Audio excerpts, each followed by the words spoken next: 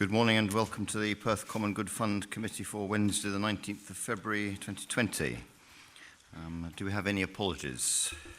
Convener, we have apologies from Councillor Band. Thank you very much. Moving on, do we have any declarations of interest? Councillor Ahern. Thank you very much. Yeah, I've got a financial interest in paper 5, item 4, and I've requested that I do a deputation on behalf of the Association of Perth Veterans to speak on behalf of that paper, and I also have a non-financial interest in the private paper. Thank you very much. Any other declarations of interest? In view of the fact that Councillor Ahern would wish to speak in support of for the paper at item 4 of paper 5, I propose to the committee that we take that item first ahead of other business and then move on to other business. Do I have support for that proposal? Thank you. In that case, Chris, if you'd seek to speak with regards to item 4 of paper 5.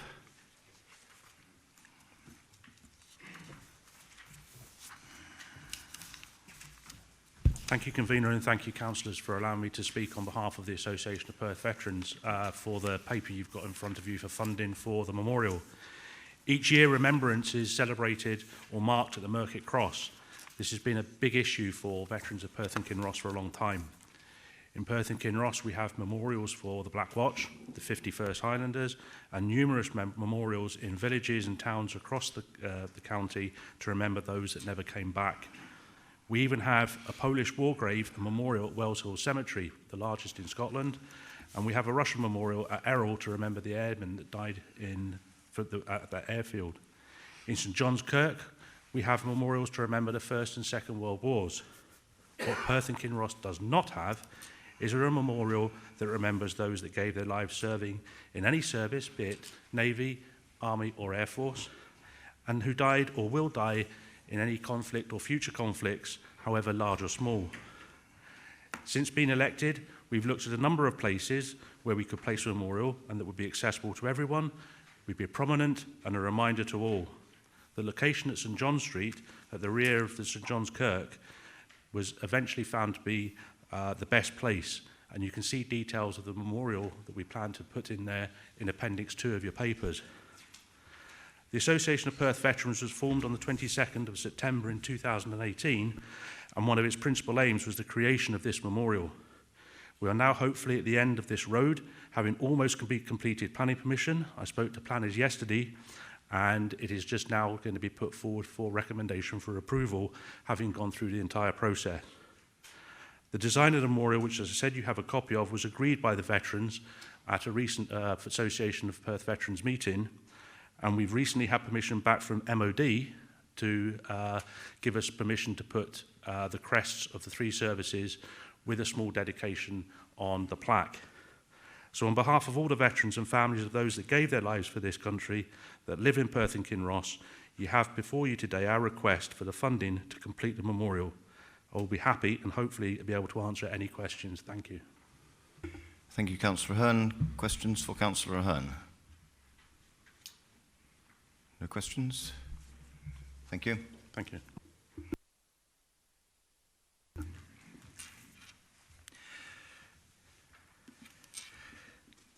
Committee members will see that in respect of this proposal, officers have considered that a grant of £3,968 is consistent with the criteria at 10.4. I take the view that the criteria relate to buildings or equipment, and this memorial is, in fact, neither of those.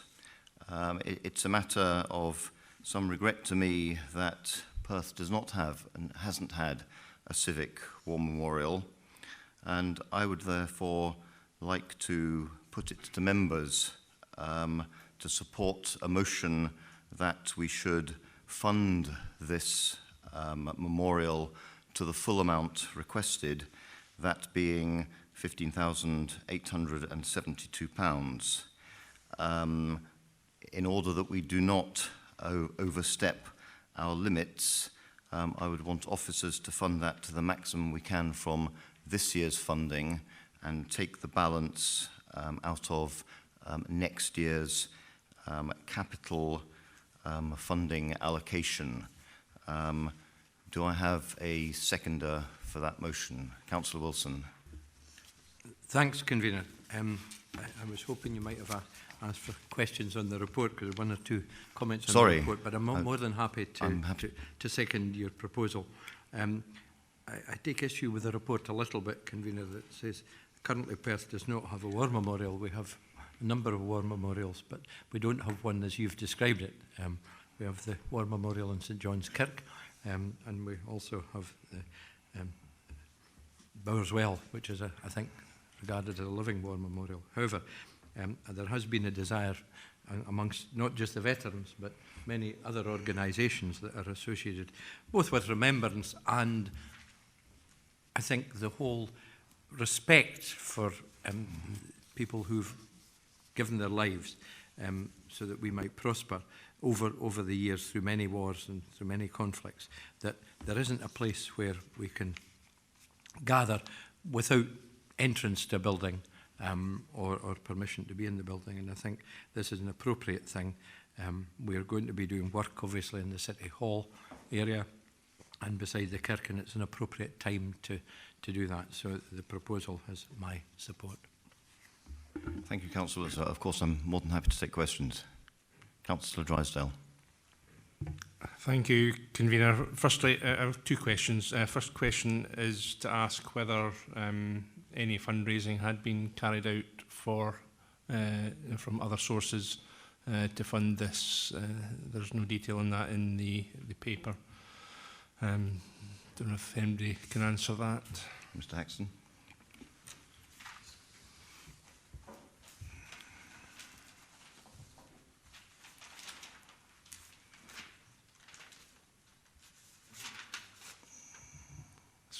I suppose I could have asked Councillor Ahern, right enough.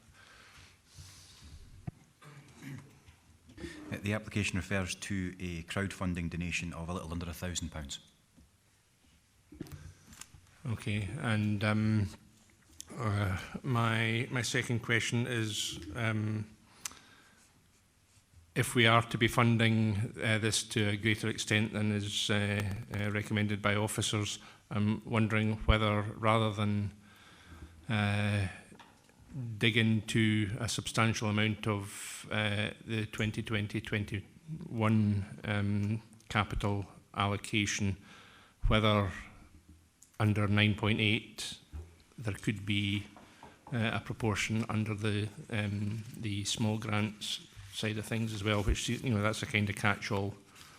And wonder if the rather than use next year's allocation, we could use what remains after today of the small grants. Thank you for that. Can I perhaps, if we pass this motion, or depending on how it pans out, is it perhaps appropriate to leave it to officers as to exactly how those monies are covered across the budget, so to speak, or would you want a definitive answer on that now? I'd prefer a definitive answer as to whether, first of all, as to whether it's competent and possible to split it in the way I've suggested. I think Mr. Coyne, can you address that? Thank you. Yeah, I mean, we have done this sort of thing in the past. We have split grants over 2 financial years, so it is competent to do so. In terms of funding, I mean, in the revenue monitoring paper, it does show there is uncommitted expenditure for this year, so we could maximise any underspend towards funding the grant for this year and take the balance off the next year.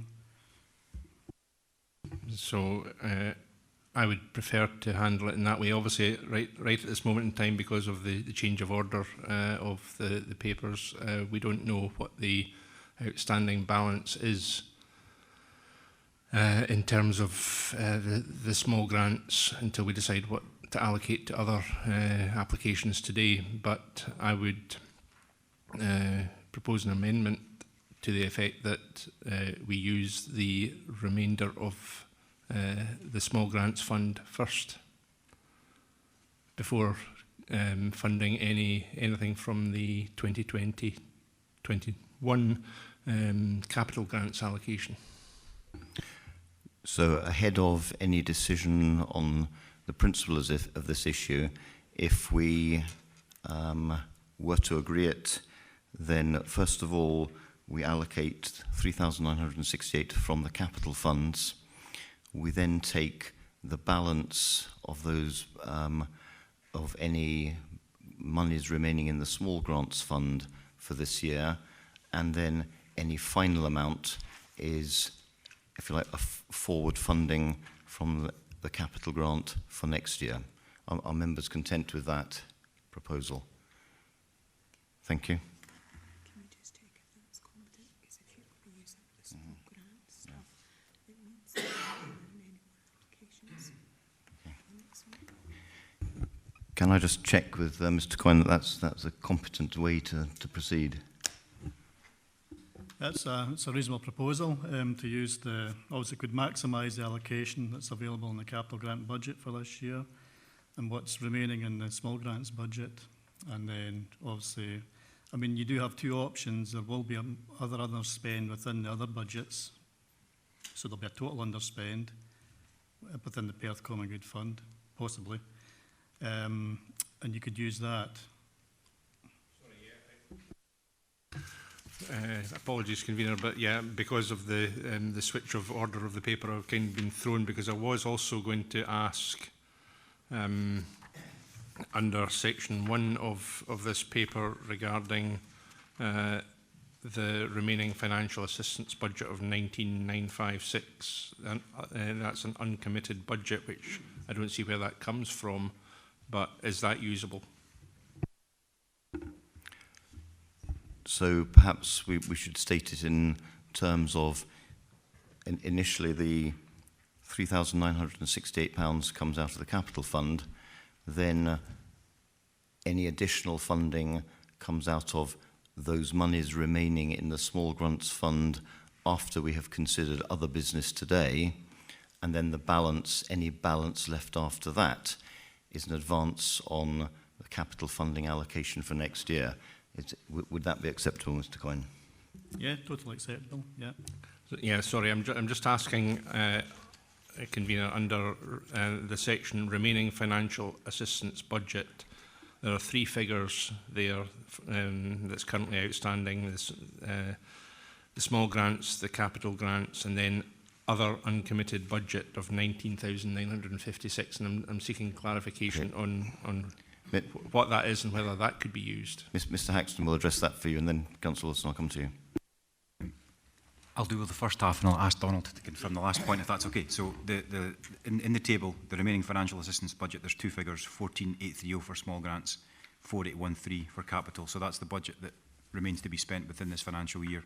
And the section below is just the value of the applications that have been made to date for this committee. So there is 4,813 remaining in capital grants. Committee could decide to use all of that remaining capital grant as part of the War Memorial application if they so wished.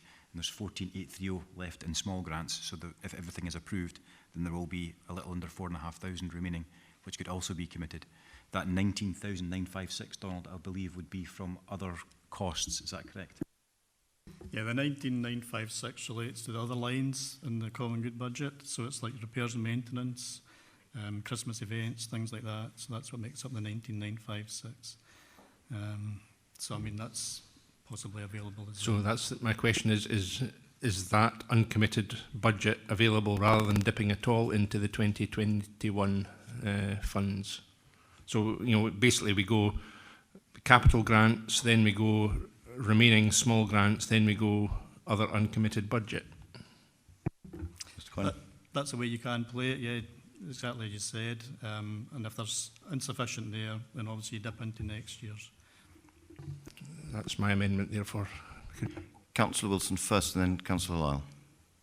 Thanks, Convener. I was going to raise a point of order because I think Councillor Drysdale has now spoken on this matter 3 or 4 times, which I think is not quite within the standing orders. However, leaving that aside, I think it's quite unseemly we should have this public discussion about what the detailed funding is to be. You put forward a proposal, Convener, which I was happy to second in a corporate sort of collegiate way, that we showed the generosity of the Common Good Fund account that we could actually get this approved.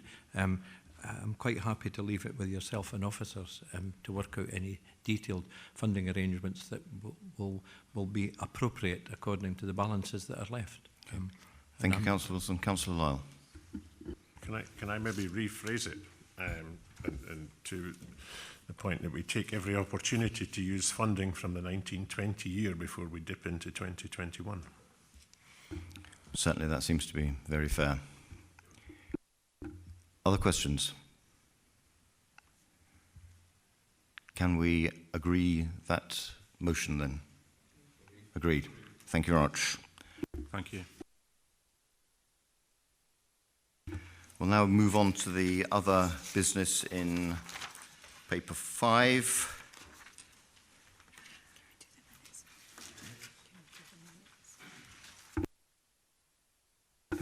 Sorry? I think we have to deal with the minutes matters arising. Not at my best this morning. Item 3, the minutes of the meeting of the Perth Common Good Fund for the 19th of December 2019. Do we have any comments on matters arising? Can I sign the minutes? Thank you.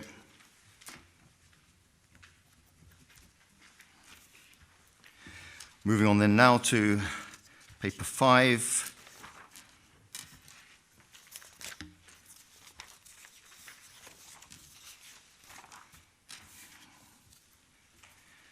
We have an update from the Friends of St John's Kirk, which is very welcome.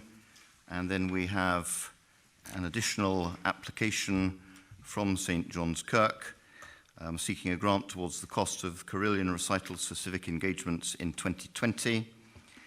Previously, they have benefited from the fund in the years 16, 17, 17, 18 to 2,500 or thereabouts, and last year to the sum of 1,500.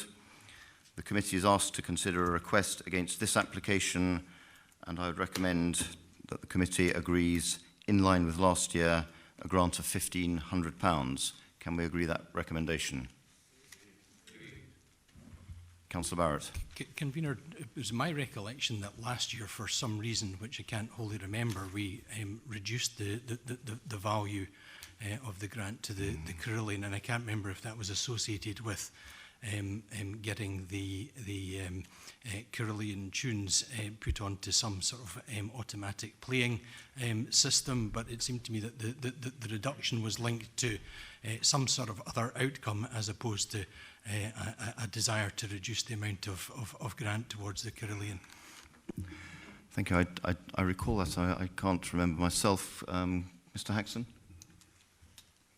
I would need to go back and check. To be honest, I cannot recall that from last year. Okay. Can we... Councillor Wilson. I think Councillor Barrett's memory is correct in that there was a lesser sum. There may be lesser recitals, actual recitals by the Carillion, but there was a move to progress towards some short recitals being recorded, and there have been 1 or 2 instances where that has taken place. I think some of the shorter ones of 5, 10 or 15 minutes have been recorded, but perhaps, and this is, if you'll pardon the pun, a wee bit of a long playing record issue, I think that we would want to get a report back on that, and as you know, the Kirk have asked for a meeting with yourself, Convener, about the kind of how we manage the Carillion in the future.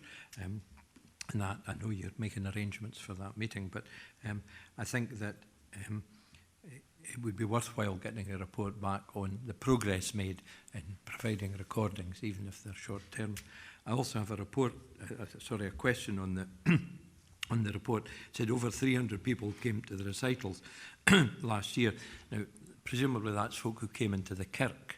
I think what we don't really measure with any degree of accuracy, because it's almost impossible to do so, is the number of folk who are in the area who enjoy the recitals, because some folks stop at the cafes and have a coffee and listen to the recitals quite deliberately because they're on. And I wonder if we could do more with our events team to make sure that they are advertised, they're publicly advertised, there's posters up, but if there's anything else that can be done through the events team strategy that we could publicise them even more, including publicising them Firth of Perth, because there are folk who are interested in Carillion music and might come to Perth, particularly for a particular recital. Thank you. I'm sure we can take that on board. I'm aware that there was a separate application that was dealt with in terms of recording of the Carillion music, which was supported. In respect of this application now, having recommended a sum of 1,500, is Councillor Barrett, do you wish to raise an amendment to that? I think if you're due to meet with the St John's and the Carillion team, then we can discuss and come back to the common good with the impact on the number of recitals that will ensue. That would be fine, Convener.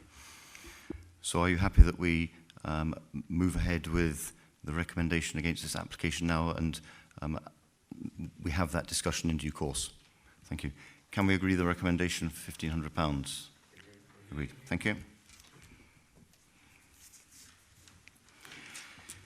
At point 3.3, we have an application from Perth Academy seeking funding for their French language trip from the 25th of May to the 31st of May this year, led by the Modern Languages Department. The school is applying for a grant of £1,000. That is consistent with criteria 9.7. They've already received a grant of a similar amount for an Iceland geography trip earlier this year and have benefited from the fund in the past. I would recommend that we support this application with the requested grant of £1,000. Can we agree that recommendation? Thank you.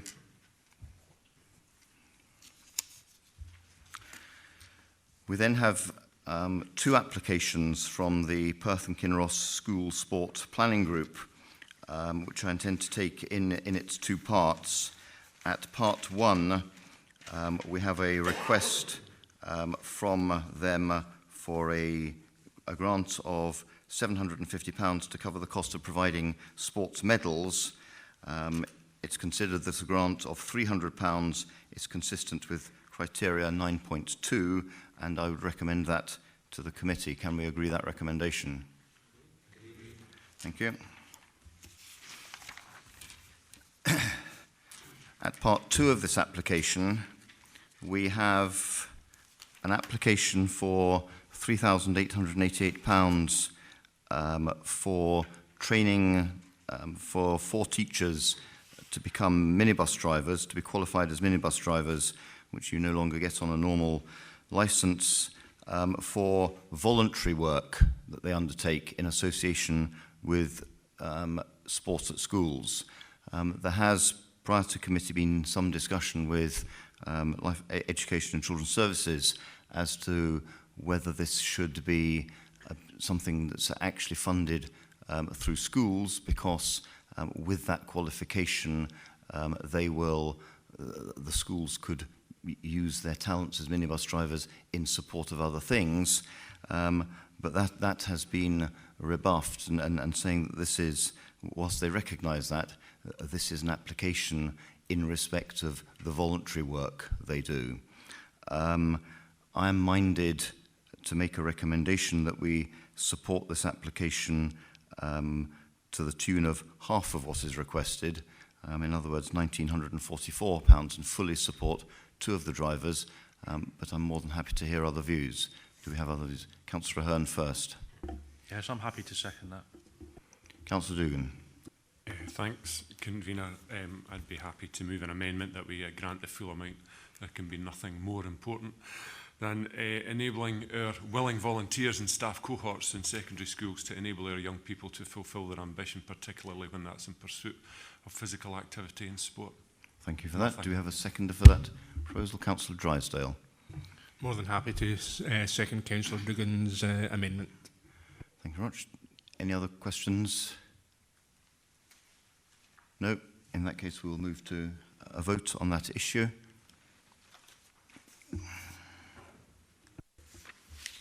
Convener, we have a motion by Councillor Parrott, seconded by Councillor Hearn, for £1,944 to be awarded. We have an amendment by Councillor Duggan, seconded by Councillor Drysdale, for payment of the full amount of £3,888. When I call out your name, could you please tell me if you're voting for the motion or the amendment? Councillor Ahern. Motion. Councillor Barrett. Amendment. Councillor Audrey Coates. Amendment. Councillor Harry Coates. Amendment. Councillor Dave Duggan. Amendment. Councillor Drysdale. Amendment. Councillor John Duff. Motion. Councillor Lyle. Motion. Councillor Sheila McCall. Amendment. Councillor Parrott. Motion. Councillor Rebeck. Amendment. Councillor Wilson. Motion. The amendment is carried 7 votes to 5. Thank you, committee. Moving on, at paragraph 3.10, we've had an application from the Gaelic Medium School at Goodleyburn Primary School for a grant of £3,000 in respect of extracurricular activities that they are arranging. They have similarly applied in previous years for a grant and have been awarded £1,500 in both of the last 2 years, and I would recommend that we follow the same line of approach this year and grant £1,500. Do you have questions on that? Councillor Rebeck. Thank you, Convener. I would like to propose an amendment which grants them the full £3,000. I do believe, and I'm intimidated in speaking in Gaelic because the fluent Gaelic speaker is sitting along the row from me here, so I will not endeavour to do that. But I think the ambitions of the after-school club are very consistent with Perth and Kinross's Gaelic learning plan, even though they're not definitively described in such a plan. It seems to me entirely appropriate that they're in line with the principles and ambitions of the Gaelic learning plan, and I would quite very much like to ask for the full £3,000. Thank you, Councillor Rebeck. I'm also aware there's a fluent Gaelic speaker to your left as well. Do we have a seconder for Councillor Rebeck's amendment? Could I second your motion first before we ask for a seconder for the Sorry, amendment? yes, you may. Thank you. Councillor Dugan. Yeah, thank you, Convener. Very happy to support Councillor Rebeck's amendment. It's the work that we do with the Gaelic medium in Perth and Kinross is absolutely outstanding, and any additionality we can provide, particularly of a modest nature like this, would be not just very helpful to them in delivering what they do, but also a very clear signal of support and the esteem with which we hold the efforts that they do. Thank you, Councillor Dugan. Do you have any other questions? Can we move to a vote on that? Thank you. Councillors, we're on item 3.10. We have a motion by Councillor Parrott, seconded by Councillor Wilson, for £1,500 to be awarded. We have an amendment by Councillor Rebeck, seconded by Councillor Duggan, for the award of £3,000. When I call out your name, please tell me if you're voting for the motion or amendment. Councillor Ahern. Motion. Councillor Barrett. Motion. Councillor Coates. Councillor Audrey Coates. Amendment. Councillor Harry Coates. Amendment. Councillor Duggan. Amendment. Councillor Drysdale. Amendment. Councillor Duff. Motion.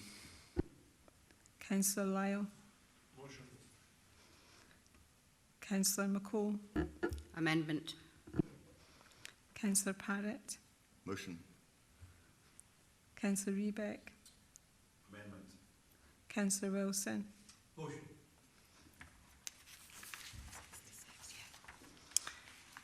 The vote is tied at 6 6 votes each. The convener now has a casting vote. In support of the motion. The motion is carried 7 votes to 6. Thank you. Moving on now to paper 6, I would ask Mr. Coyne to present the budget statement to us. Thank you. Thank you, Convener. Paper 6 asks the committee to approve the Perth Common Good Fund budget for financial year 2021. Note the Perth Common Good Fund draft budgets for financial years 21-22 and 22-23, and also note the Perth Common Good Fund income and expenditure to the 22nd of January 2020, rejected outturn to 31st of March 2020 as detailed in Appendix 2. In terms of the budget, we've looked at the trends for previous years and where we are in the current financial year.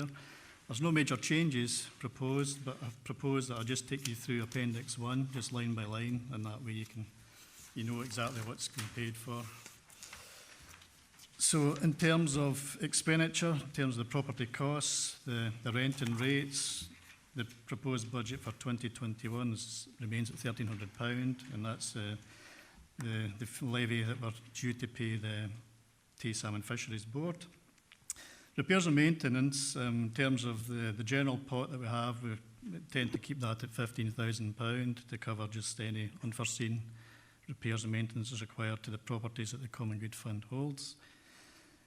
All the other projects kind of fall out now. The North Port's fallen out. It's complete now, so it's in the process of being marketed for lease, for rent. Depreciation, that's just a year-end accounting entry. It remains at £3,400. Financial assistance, there is one small adjustment with financial assistance in terms of the fireworks. We're proposing to actually increase the budget to £16,500, purely on the basis it's remained at £15,000 since 2015-16 in terms of inflation. £16,500 seems an appropriate level to set it at, and it's in line with what's actually been approved in 1920 as well towards the fireworks. Small grants retain that £60,000, capital grants at £40,000. Administration fees remain unchanged at £15,000. And the printing, stationery, advertising and postages, that's £500. That's for things like fishing permits, etc. Rent and rates for the Christmas events relates to the lease of a unit. The rent as at the moment is actually reduced slightly and it's £12,000. Electricity, putting up and taking down the lights and switch on ceremony, we're proposing those all remain the same at £23,000 and £40,000 respectively. Income from rents, pretty static at £237,000. Fishing permits hovers about the £14,000 per annum, and interest, etc., is usually about the £14,000 is for interest and investments. The fishing permit is £1,300, so it tries to wash its face. So we're actually projecting a surplus in 2021 of £25,600, which is just over 10% of the actual income that's available to the Perth Common Good Fund, which would actually take the balance at the end of March 2021 to £1.520 million. And thereafter, for 21-22 and onwards, our surplus is also proposed, and again it hovers at just over 10% of the available income. And that's there to obviously fund any uneventuality, unforeseen expenditure. But it's a rising trend, so further down the line we should be getting towards 1.6 million in the fund. Happy to take any questions. Thank you, Mr. Coyne. Questions on the budget statement? No questions? Can we approve the paper? Agreed. Thank you very much. We now move to a private paper, and I would ask all members of the press and public to leave the chamber. Thank you.